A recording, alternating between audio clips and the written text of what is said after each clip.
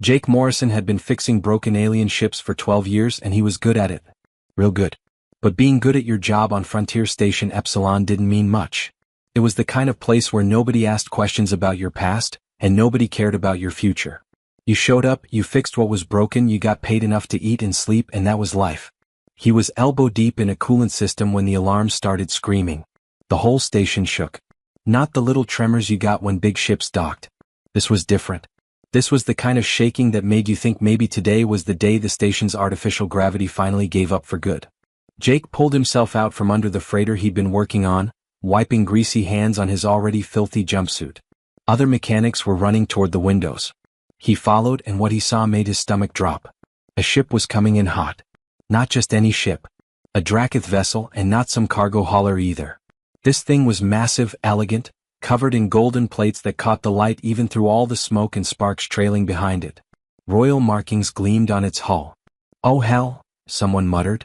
"That's an Imperial ship." The Dracoth were no joke. 8 feet tall, covered in scales harder than most armor, with claws that could tear through steel. They'd built an empire spanning 200 star systems, and they didn't do it by being nice.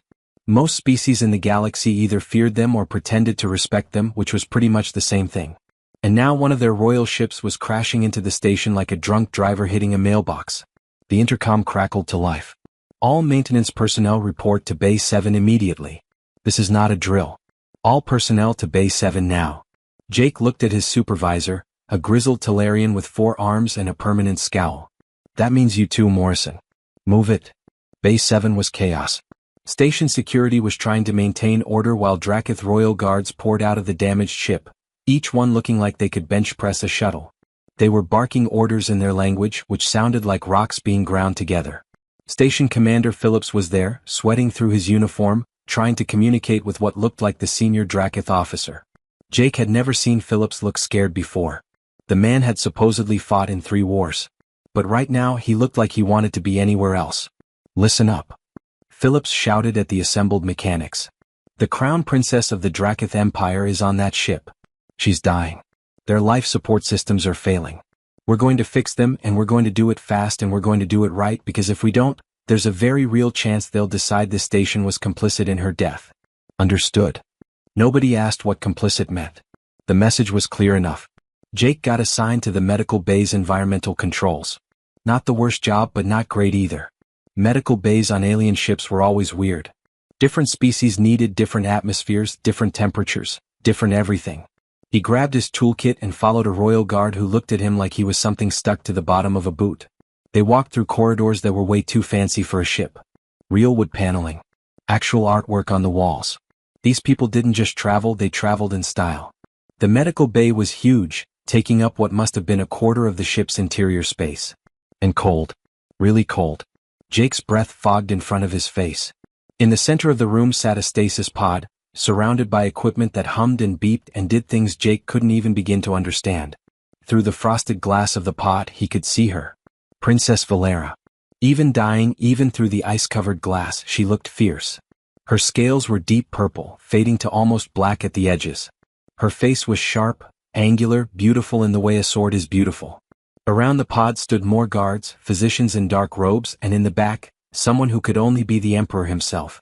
He was bigger than the others, wearing armor that looked like it had seen actual battles, and his eyes were cold enough to match the room temperature. Jake tried not to think about any of that. He had a job to do. The environmental controls were mounted on the ceiling, which meant he needed to get up high. He dragged a maintenance ladder over, checked that it was stable, and started climbing. The power conduits were a mess. Someone had tried to reroute them already, probably during the emergency, and they'd done it wrong. Jake could see the problem immediately. Cross-wired feeds, overloading the secondary systems. Basic stuff really, but easy to miss when you're panicking. He pulled out his wrench and started disconnecting the incorrect connections. Sweat dripped down his back despite the cold. His hands were steady though. That was the thing about being a mechanic. Once you understood the problem, fixing it was just a matter of doing the work. He reached for the next conduit. His boot slipped on the ladder rung. Time seemed to slow down. He felt himself falling backward, arms windmilling, trying to catch something, anything. His hand shot out and grabbed what felt like a support rail. Except it wasn't a rail. His palm pressed flat against something warm. Still alive. He'd grabbed the princess's arm through a gap in the stasis pod's containment field. The reaction was immediate. Guards roared, moving toward him with weapons raised. Someone was shouting in the Dracoth language. Jake tried to jerk his hand back, tried to say he was sorry, but his brain had stopped working properly. Then someone else shouted. Different tone. Urgent but not angry. One of the physicians was staring at a monitoring screen, his scaled face showing what might have been shock. Impossible, the physician said in heavily accented English. Her cellular degradation. It's reversing. Everyone froze. Even the guards stopped moving. The Emperor stepped forward, his massive form blocking out half the light in the room. He looked at the screen. Then at Jake. Then at Jake's hand, still touching his daughter's arm. Where skin met scale there was a faint glow. Golden like sunlight through honey. It pulsed once, twice, then began to fade. What? The Emperor said slowly, his voice like an avalanche-given speech. Did you just do to my daughter? Jake's mouth was dry. I don't know. I just fell. I didn't mean to touch her. I swear I didn't mean. Her vital signs are improving, another physician interrupted. 3% reversal in cellular decay. This shouldn't be possible. Nothing has slowed her condition before, much less reversed it. The Emperor stared at Jake for what felt like an hour but was probably only seconds. Seize him, he finally said. Gently. We need to understand what just happened. Two guards grabbed Jake's arms. Not rough but not gentle either. His toolkit clattered to the floor. And in the stasis pod, for the first time in months, Princess Valera's vital signs showed improvement. The impossible had just happened in a medical bay on a half-broken station at the edge of nowhere. And Jake Morrison's simple life had just ended. They didn't throw Jake in a cell, which was something. Instead, they put him in a medical observation room with guards outside the door and sensors pointed at him from every angle. He sat on the examination table, still in his greasy jumpsuit, while Dracoth physicians ran every test imaginable. Blood samples. Tissue scans. Something that felt like it was counting every atom in his body. They didn't explain what they were doing and Jake didn't ask. He was still trying to process what had happened. Elder Torvak, the chief royal physician, studied the results with 3 other doctors crowded around a holographic display. They kept glancing at Jake like he was a science experiment that had suddenly started talking. Finally, Torvak approached him. The old Dracoth moved slowly, his dark green scales marked with age. Human, do you know what you are? Confused? Jake offered. Torvak didn't smile. Maybe Dracoth couldn't smile. Your genetic structure contains an anomaly. Your cells produce bioharmonic frequencies at levels we have never encountered in any species, much less humans. He paused. This anomaly serves no purpose in human biology. It is completely non-functional for your species. So I'm a freak. Great. You are compatible, Torvak said. By pure chance, by odds so astronomical we cannot calculate them, your bioharmonic signature perfectly counteracts the princess's cellular degradation. You are the only being in the known galaxy who can heal her. Jake's brain tried to wrap around that and failed. That's impossible. And yet. Torvak gestured to the door. The Emperor wishes to see you. They walked through the ship's corridors again, guards flanking Jake on all sides. Other Dracoths stopped to stare at the human being escorted through their vessel. Some looked curious. Others looked angry. None looked friendly. The Emperor's chamber was all dark stone and battle banners. Trophies from conquered worlds lined the walls. This was a room designed to intimidate and it was working. Emperor Draxos sat on something that was part throne, part command chair. His amber eyes tracked Jake's every movement. Beside him stood Prince Kaler, the princess's older brother, who looked at Jake like something he'd scrape off his claws. Mechanic, the Emperor said. His voice could probably crack mountains. Do you understand your situation? Not really, sir. Your Majesty. Your Imperial. Jake trailed off. You will address him as Emperor, Kaler snapped. Draxos raised one clawed hand, silencing his son. You possess the ability to save my daughter's life. This is not a request for your services. This is a statement of fact. You will remain on this vessel. You will provide treatments until Princess Valera recovers fully. And if I say no? The temperature in the room seemed to drop. Kaler's hand moved to his weapon. But Draxos just nodded, like Jake had asked a reasonable question. Then I invoke Imperial Emergency Medical Conscription, Code 77, Subsection 9. Your species signed those treaties 3 decades ago. You have no choice in this matter. So I'm a prisoner. You are a person with a rare and necessary skill in the right place at the right time. Some might call that destiny. The Emperor leaned forward. My daughter is second in line to rule an empire of 200 systems and 90 billion souls. Her loss would destabilize half the known galaxy. You will be compensated beyond your imagination. But make no mistake, you will help her. They put him in quarters near the medical bay. Actual quarters, not a cell. A bed that was too hard, gravity that was slightly too heavy, air that smelled like metal and ozone. But it was private and nobody was actively threatening him, so things could be worse. The first official treatment happened 6 hours later. They brought Jake to the medical bay where Princess Valera still lay in her stasis pod. Elder Torvak had prepared an entire station with monitoring equipment, sensors, and what looked like a chair pulled up next to the pod. Sit, Torvak instructed. Place your hand here. He indicated a section where the pod's containment field had been modified, creating an opening. Jake sat. His hand shook slightly as he reached through the opening. His palm pressed against the princess's scaled forearm. The golden glow returned immediately, brighter this time. Jake felt something he couldn't describe. Not painful but not comfortable either. Like his entire arm was vibrating at a frequency just below hearing. Torvak watched his instruments with intense focus. Remarkable. Cellular regeneration accelerating. 4% improvement. 5%. How long do I need to hold this? Jake asked. Until the treatment cycle completes. Approximately 1 hour. An hour. Jake settled in for what was going to be a very long, very weird experience. Around him, physicians monitored every reading. The Emperor watched from the doorway, arms crossed. Prince Kaler stood in the corner, his expression unreadable. 40 minutes and something changed. The glow intensified. Jake felt dizzy. His bioresonance is fluctuating, one of the physicians called out. Should we terminate?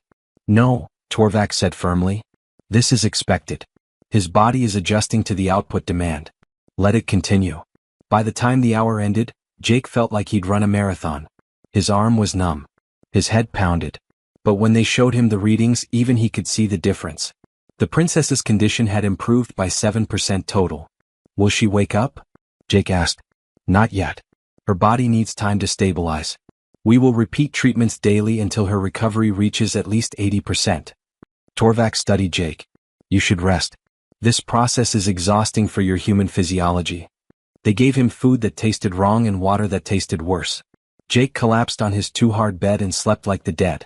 The next day, treatment 2. Then 3. Jake fell into a routine. Wake up, eat weird food, go to medical bay, touch the princess for an hour while Drakith physicians took notes, return to quarters, sleep. Repeat. The station crew tried to interact with him. Most treated him like he was something between a servant and a curiosity. The guards were professional but cold. The physicians were more interested in his biology than him as a person. Prince Kaler, though, made his feelings clear during the 3rd treatment. This is an insult, the prince said, not quite quietly enough. That a human maintenance worker holds my sister's life in his hands. That the eternal throne must beg assistance from a species that couldn't even master faster than light travel until we showed them how. Kaler, the Emperor warned. He should feel honored we allow him to breathe the same air as imperial blood. Jake kept his mouth shut. Getting into an argument with an 8-foot alien prince who looked like he could tear him in half seemed like a bad life choice. After the 3rd treatment, something incredible happened. Princess Valera woke up. It started with her hand twitching. Then her eyes moved beneath closed lids. The physicians rushed to adjust settings on equipment Jake didn't understand. Her eyes opened. Amber like her father's but somehow warmer. They focused on the ceiling first, then moved around the room taking everything in. When her gaze landed on Jake, she went very still. Who, she said, her voice rough from disuse but still carrying authority, dares touch a member of the royal bloodline? Elder Torvak stepped forward quickly.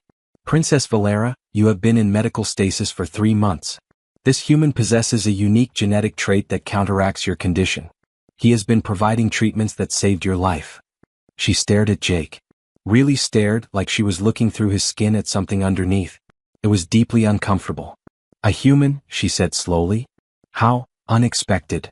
Sister, Kaler said, relief obvious in his voice despite his earlier complaints. Thank the ancestors you've returned to us. She ignored her brother, still focused on Jake. What is your name, human? Jake Morrison, Your Highness. Your Majesty. He really needed to learn the proper titles. Jake Morrison. She said it like she was testing how the words felt. You have saved my life. I guess so. I mean, I just touched you and something happened. I don't really understand it. Something that might have been amusement flickered across her face. Honesty. How refreshing. She tried to sit up, but Torvak immediately moved to stop her. Princess, your body is still recovering. You must remain in stasis for... How much longer? She interrupted. At current rates of improvement, another 3 to 4 weeks of daily treatments should bring you to full recovery. She looked at Jake again. Then we will be spending much time together, Jake Morrison. Her expression became serious. I sense no deception in you. Only fear and confusion. That is unusual. Most who approach the throne want something. I just want to not die and maybe get back to fixing ships, Jake said honestly. This time he was sure she smiled. Just a little. I give my formal permission for treatments to continue. But understand this, human, you now carry the weight of the Empire's future. The stability of billions rests on your unusual gift. She paused. Do not fail me. No pressure then, Jake muttered.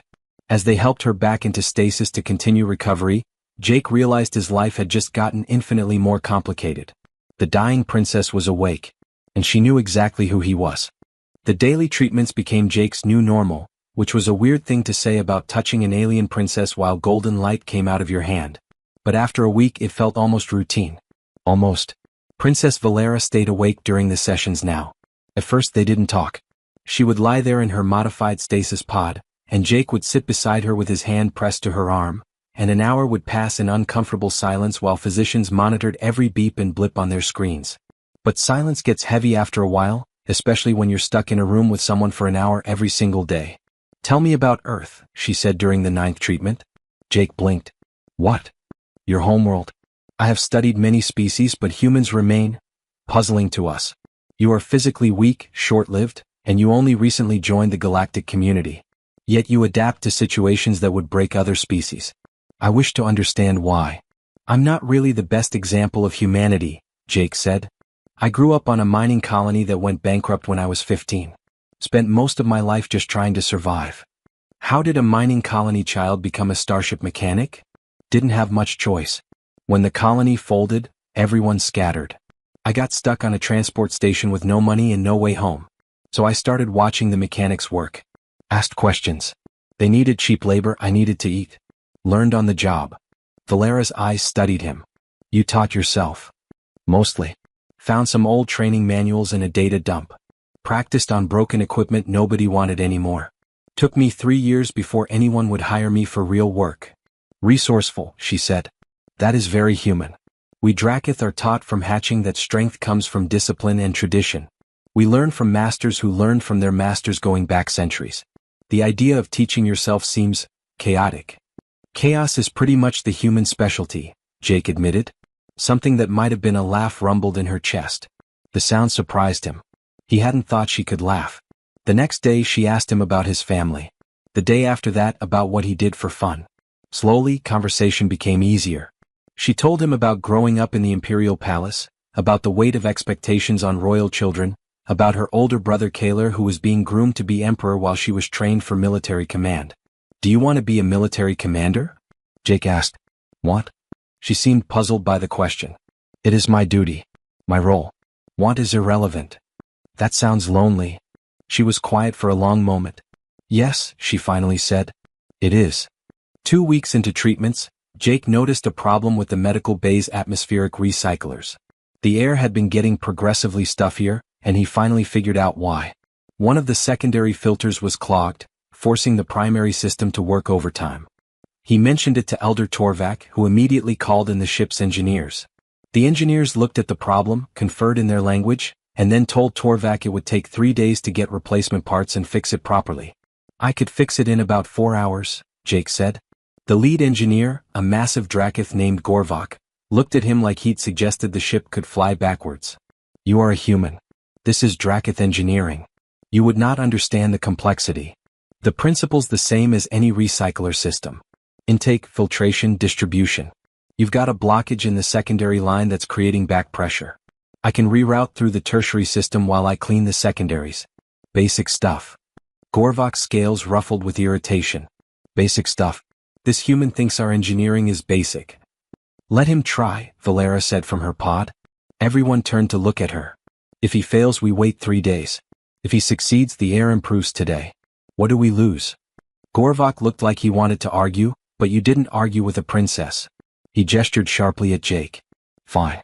Show us this basic human engineering. Jake got to work. The tools were different, but tools were tools once you understood what they did. The layout was unfamiliar, but systems were systems once you understood the logic. Within an hour, he had the tertiary line running. Within 3, he'd cleared the blockage and had the secondary line back online. Within 4, the whole system was running better than it had since the ship got damaged. Gorvok stared at the readings on his equipment. Then at Jake. Then back at the readings. The efficiency increased by 40%, he said slowly. Your tertiary line was undersized for the load, Jake explained. I widened the aperture and adjusted the flow rate. Should handle the volume better now. Elder Torvak approached the readings. Remarkable. Perhaps we have been narrow in our assessment of human capabilities. Word spread fast on the ship. The human had out-engineered Dracoth engineers using their own systems. Reactions were mixed. Some crew members started nodding to Jake in the corridors. Others seemed even more hostile, like he'd insulted them personally. Prince Kaler's attitude shifted slightly. Not friendly but less openly contemptuous. You have practical skills at least, he said during one treatment session. That is more than I expected from a maintenance worker. The assassination attempt came 3 weeks into Jake's stay on the ship. He couldn't sleep that night. His mind was too active, thinking about the treatments, about Valera, about this bizarre situation he'd found himself in. So he did what he always did when he couldn't sleep. He went to tinker with something. The medical bay was empty except for guards outside. Jake had gotten special clearance to work on equipment upgrades. He was checking power couplings when he heard something that didn't belong. A faint scraping sound from the ventilation shaft. He froze, listening. There it was again. Something moving in the vent system. Jake grabbed his portable scanner and pointed it at the vent. The scanner showed a heat signature. Someone was in there, moving toward the medical bay. His heart hammered. This wasn't right. Nobody should be in the vents at this hour. The vent cover exploded outward. A Dracoth in dark clothing dropped into the room, holding some kind of device that glowed with ugly red light. The assassin moved toward Valera's pod. Jake didn't think. He grabbed the nearest heavy object, a diagnostic scanner, and threw it. The scanner hit the assassin's arm. The device went flying, skittering across the floor. The assassin spun toward Jake with a snarl. Guards! Jake yelled as loud as he could. Guards, intruder! The assassin moved fast, way faster than Jake could react. A clawed hand backhanded him across the face. Jake went down hard, tasting blood. The assassin moved back toward the device. Jake grabbed the power coupling he'd been working on and yanked it free. Electricity arced across the floor. The assassin jumped back just as the door burst open and guards poured in. The fight was brief and brutal. The assassin fought well, but 4 royal guards with weapons drawn ended things quickly. They pinned the intruder to the floor. Jake sat up, his face throbbing. Blood dripped from his nose and a cut above his eye. Elder Torvak rushed in, immediately checking Valera's pod. The princess was awake, watching everything with wide eyes. The human saved your life, one of the guards reported to the princess. He discovered the assassin and raised the alarm. He was injured protecting your equipment. Valera stared at Jake. You put yourself between danger and me. Didn't really think about it, Jake mumbled, pressing his sleeve against his bleeding nose. That, she said quietly, is precisely my point. They took Jake to the medical unit. Nothing broken, just bruising and cuts. While the physicians patched him up, the guards interrogated the assassin. Apparently, there were political factions in the empire who wanted Valera dead. A reformist princess who questioned traditions was dangerous to certain interests. Jake was resting in his quarters when Valera came to see him. She dismissed the guards outside his door and entered alone, which seemed like a huge breach of protocol based on everyone's shocked reactions. You should not have done that, she said. Let an assassin kill you? Yeah, that seemed like a bad idea. You could have died. You are fragile compared to us. That assassin could have killed you with one strike. Jake shrugged, then winced because his ribs hurt. So why would you risk your life for mine? Because. Jake thought about it. Because I've spent 3 weeks getting to know you. Because you're not just some princess to me anymore. You're a person. And I couldn't just let someone hurt you. Valera was silent for a long moment. When she spoke again, her voice was softer than he'd ever heard it. Humans are so brief. Your lives last mere decades compared to our centuries. Yet you burn so bright in that short time. You give everything, hold nothing back. She paused.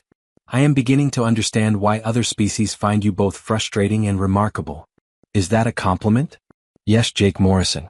It is. She stayed for an hour just talking. About her fears for her empire's future. About the weight of duty. About how she'd spent her whole life preparing to lead military campaigns but had never expected to question whether those campaigns were necessary. You make me think differently, she admitted. That is dangerous. Good dangerous or bad dangerous? I have not decided yet. When the recovery assessment came the next day, they hit 67%. They were making real progress. Valera would survive. But then Elder Torvak delivered news that made everyone's blood run cold. The bioharmonic signature is adapting. The human's body is building resistance to the prolonged contact. We have approximately 2 weeks before the treatments become ineffective. Valera reached out and took Jake's hand. The gesture was startling. Royals didn't just touch people. Then, she said firmly, we must make every moment count. The royal medical team went into crisis mode. Elder Torvak barely slept, searching through centuries of Dracath medical knowledge for any solution to the adaptation problem. Other physicians contacted specialists across the empire, hoping someone had encountered something similar. They found nothing. Jake watched them work themselves into exhaustion, these brilliant minds that had mastered medicine across dozens of species, and they were hitting a wall. The Dracath approach to problems was methodical, systematic, documented. They looked for precedent, for established protocols, for proven solutions. But there was no precedent for this. Jake was unique. His condition was unique. The situation was unique. During the next treatment, Jake sat with his hand on Valera's arm and watched the readings on the monitors. The golden glow was dimmer than before. The healing rate had dropped from 7% per session to barely 4%. Time was running out. You're thinking very hard, Valera observed. I can see it in your face. Just watching the numbers. Trying to understand the pattern. Leave that to the physicians. They are trained for this. Yeah, but they're thinking like doctors. I'm thinking like a mechanic. She raised an eyebrow ridge. Explain. When you have a machine that's overheating, you don't just push it harder. That makes it worse. You change the operating conditions. Vary the load. Give it time to cool down between cycles. He gestured at the monitors. They're treating me like a machine running at constant output. That's causing the resistance. Valera sat up slightly interested now. Continue. In engineering we call it harmonic fatigue. If you run the same frequency constantly, the system builds resistance. But if you vary the frequency, duration, and intensity, you prevent that adaptation. Make it unpredictable. You believe you can solve this. I think it's worth trying. What have we got to lose at this point? After the session ended, Jake approached Elder Torvak with his idea. The old physician listened, his expression growing more skeptical with each word. You propose we abandon established medical protocol in favor of randomness? Torvak said when Jake finished. Not randomness. Controlled variation. Look, I know I'm not a doctor, but I understand systems. And right now, your system is failing because it's too consistent. The Dracath medical tradition spans 4,000 years. We have cured plagues, extended lifespans, mastered genetic therapy. And you, a human with no formal training, believe you understand better than us. I don't understand medicine better than you, Jake said carefully. But I understand adaptation better. Humans have been adapting to survive since before we left Earth. Our whole evolutionary history is about dealing with constant change. Your species built an empire on stability and consistency. That's your strength. But it's also your blind spot. Torvak's scales ruffled with irritation. Preposterous. I will not risk the princess's life on untested theory from a mechanic. Then she'll die anyway, Jake said bluntly. In 2 weeks, maybe less, the treatments will stop working completely. Your proven methods have no answer for this. So either we try something different or we watch her fade. The silence that followed was heavy. I will present your proposal to the Emperor, Torvak finally said. But I will recommend against it. The Imperial Council meeting happened that evening. Jake wasn't allowed to attend, but Valera told him about it later. The physicians had argued strongly against his plan. Too risky. Too unconventional. Not based on established science. Prince Kaler had been surprisingly neutral. The human has proven resourceful. His methods with the atmospheric system succeeded where our engineers struggled. Perhaps his perspective has value. But it was Valera who made the decision. My people built an empire through discipline, order, and consistency, she'd said to the assembled council. These are our greatest strengths. But they can also be our greatest weaknesses. We become rigid, unable to adapt when situations demand flexibility. She'd looked directly at her father. This human has shown me that chaos and improvisation can be strengths. That survival sometimes requires abandoning what is known for what might work. I trust him. And I authorize his protocol. Emperor Draxos had stared at his daughter for a long time before nodding slowly. So be it. But Jake Morrison, if this fails, if my daughter's condition worsens because of your untested methods, you will face consequences. The new protocol started the next day. Instead of 1 hour daily at consistent intensity, Jake varied everything. Some sessions were 30 minutes, some were 90. Some days he did 2 short sessions instead of 1 long one. He adjusted his contact pressure, changed his position, even tried different times of day. The physicians monitored everything with obvious anxiety. For the first 3 days, results were inconclusive. The adaptation rate hadn't increased, but it hadn't decreased either. Then on the 4th day something changed. The golden glow brightened. The healing rate jumped to 6%. The adaptation effect had slowed. Elder Torvak studied the readings with an expression Jake couldn't quite read. Finally the old physician spoke. The variation protocol is working. The resistance is decreasing. This should not be possible according to our medical models. Your medical models didn't account for human evolutionary biology, Jake said. We're built to handle unpredictability. Apparently, my cells respond better when they can't establish a pattern. Over the next week, Valera's recovery accelerated. 75%. 82%. 89%. The physicians were astounded. Elder Torvak spent hours analyzing the data, trying to understand exactly why Jake's approach worked. Human evolutionary pressures shaped your species differently than ours, he explained to Jake one evening.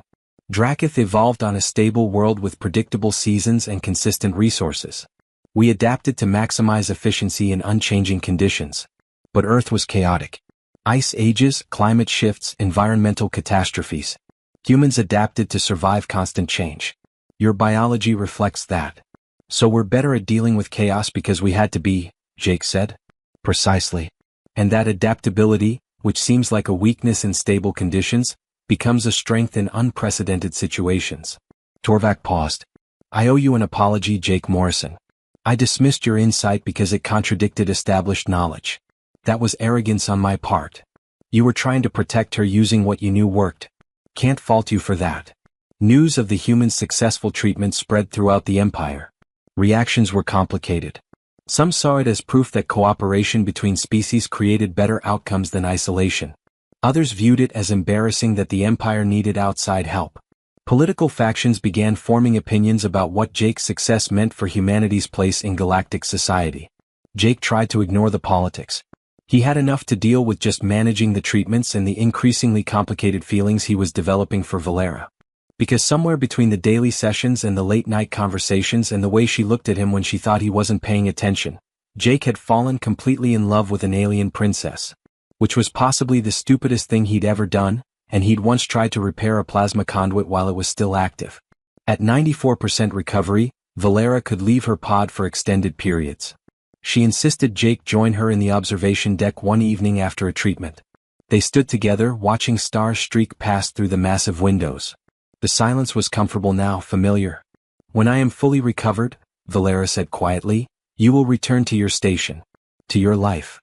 Yeah. That was the deal. In my culture we have a concept called Kethvara. It means a life debt that transcends social position. When someone saves your life, you are bound to them by honor. I don't want to bind you to anything. I just wanted to help. She turned to face him fully. You do not understand. You have not just healed my body, Jake Morrison. You have shown me that strength takes forms my people never valued. Intelligence without arrogance. Courage without violence. And she paused, seeming to struggle with words. Something I never expected to find in an alien. Something I thought was not possible between our species. Jake's heart was hammering. What are you saying? That I do not wish these treatments to end. That the thought of you leaving causes me actual pain. That a princess raised to put duty before all else finds herself wanting something selfish for the first time in her life. Before Jake could respond, alarms blared throughout the ship. Red emergency lights bathed the observation deck. A guard burst through the door. Princess, Emperor Draxos requires your presence immediately. The Vraxian hegemony has made contact. They are demanding we surrender the human Jake Morrison. Valera's expression hardened instantly, shifting from vulnerable to commanding. On what grounds? They claim his healing abilities could save their empress, who suffers from a similar condition. They are sending a war fleet. They will arrive in 3 days. She looked at Jake and he saw genuine fear in her eyes. Not for herself. For him. Then, she said quietly, we have very little time. The Imperial Council chamber filled quickly. Jake had never seen so many high-ranking Drakith in one place before. Generals with battle scars crossing their scales. Advisors in elaborate robes. Political leaders from across the Empire, their faces projected on holographic screens around the room. And at the center, Emperor Draxos sat on his throne, looking like he could crush planets with his bare hands. Jake stood in the middle of it all, feeling very small and very human. The situation is this, the Emperor began, his voice cutting through the murmurs. The Vraxian hegemony has learned of Jake Morrison's unique abilities. Their empress suffers from a degenerative condition similar to my daughter's. They believe this human can heal her. They are sending a fleet of 30 warships to claim him. A general with dark red scales leaned forward. What are their specific demands? They want us to surrender Morrison peacefully. If we refuse, they will take him by force. They are prepared to go to war over this. The chamber erupted. Everyone talking at once, arguing, proposing strategies. Jake caught fragments of conversation. Military strength. Political consequences. Trade agreements. Nobody was talking about him like he was a person. He was a resource. A thing to be negotiated over. 3 distinct factions formed quickly. The traditionalists, led by an old advisor named Krethawk, argued for sending Jake back to his station immediately. If the human is not on our vessel when the Vraxians arrive, they cannot claim we are withholding him. Let him disappear into the outer colonies. This problem solves itself. The pragmatists, led by a military commander, took a different approach. The Vraxians outnumber our forces in this sector 3-1. War would cost thousands of lives. Hand over the human. 1 life for thousands. The mathematics are simple. Prince Kaler slammed his fist on the table. And what message does that send? That the Empire surrenders to threats? That we abandon those under our protection the moment it becomes inconvenient? The human is not under our protection, Krethawk countered. He is a civilian contractor from a neutral station. We have no legal obligation to him. He saved my sister's life. Kaler roared. That creates obligation whether you acknowledge it or not. Emperor Draxos raised his hand, and the room fell silent immediately. Jake Morrison. You have remained quiet. You have a voice in this. Use it. Every eye in the chamber turned to Jake. He swallowed hard. Public speaking had never been his thing, and this was about as public as it got. I never asked to be special, he started. His voice sounded too quiet in the huge chamber. I'm just a mechanic who got really lucky. Or unlucky, depending on how you look at it. A few Drakith made sounds that might have been laughs. But I've learned something these past few weeks. Every species has things they're good at. Stuff that comes natural to them but seems impossible to others. He looked around the room. Drakith are strong. You build things that last. Your empire has endured for thousands of years because you value stability and honor. That's amazing. Humans are different. We adapt. We improvise. We survive situations that should kill us by being flexible and maybe a little bit crazy. Jake turned to face the Emperor directly. The Vraxians want to go to war over one person. Think about what that says. They're desperate, scared. And scared people make bad decisions. If I let Princess Valera become a prisoner of politics again, if I let people die because someone needed me, then what was the point of any of this? You would surrender yourself? Draxos asked. If it keeps people safe? Yeah, I would.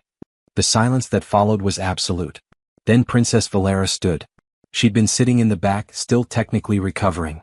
But now she moved to the center of the chamber, every inch the military commander she'd been trained to be. As second in line to the eternal throne, she said, her voice ringing through the chamber, I invoke Kethvara.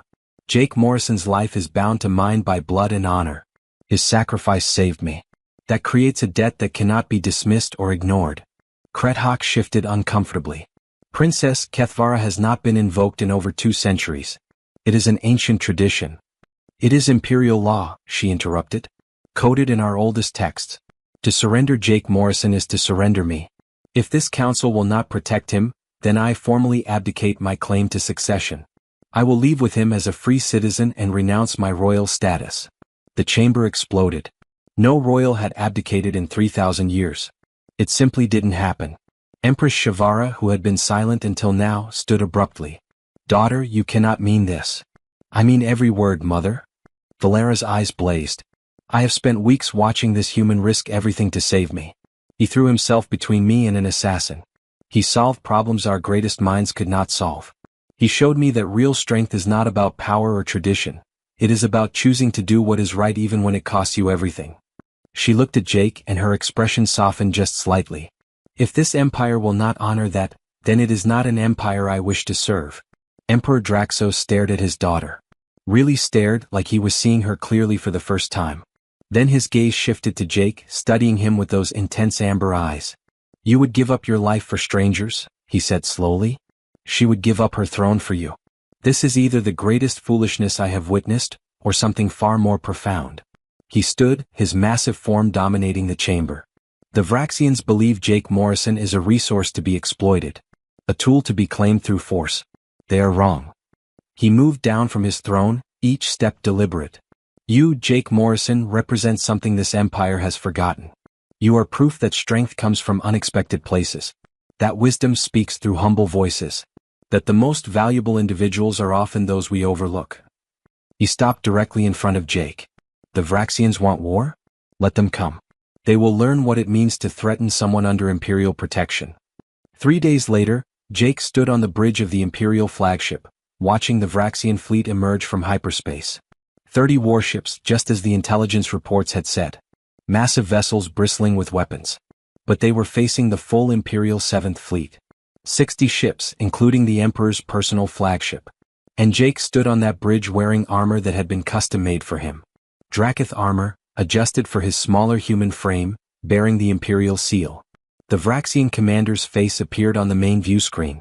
She was tall even by alien standards, with skin like polished obsidian and eyes that glowed faintly red. Emperor Draxos, she said without preamble. Surrender the human called Jake Morrison. Our Empress is dying. We need him. The human is under Imperial protection, Draxos replied calmly. He is designated as Princess Valera's Kethvara bonded. To claim him, you would have to go through the entire Imperial fleet. The Vraxian commander's expression flickered with surprise, then hardened. You would risk war for one human? Princess Valera stepped forward, standing beside her father. We risk war for principle. But we also offer an alternative. Allow Jake to examine your Empress. If his unique biology can help her as it helped me, we will share the treatment protocols freely. As a gift between empires, not spoils of war. Why would you help us? Because, Jake said, speaking up for the first time, my healing wasn't about conquest. It was about cooperation. Let it be the first of many. The Vraxian commander studied them all. You would truly share this gift? On one condition, Valera said. No force. No threats. No attempts to claim or weaponize Jake's abilities. He helps because he chooses to, not because he must. Hours of tense negotiation followed. But eventually terms were agreed upon. Jake would examine the Vraxian Empress. A joint medical team of Drakath, Vraxian, and human specialists would be assembled. When Jake finally examined Empress Thala, he made a discovery that changed everything.